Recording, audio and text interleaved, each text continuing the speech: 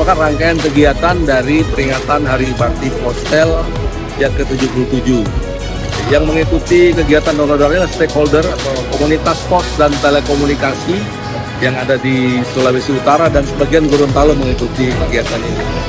Kegiatan hari ini kita laksanakan bersama seluruh tim dan terima kasih atas dukungan kerjasama dari pihak TNI, kemudian dari pihak pengelola Mega Mall Manado. Ya, kami harapkan kegiatan ini bisa lebih meningkat di tahun-tahun berikutnya. Alhamdulillah pada kesempatan kali ini donor darah kita sudah bisa mengumpulkan kantong darah sebanyak 35 kantong darah yang bisa kita sumbangkan untuk Palang Merah Indonesia untuk membantu saudara-saudara kita yang memerlukan. Tetes darah Anda menyelamatkan sesama.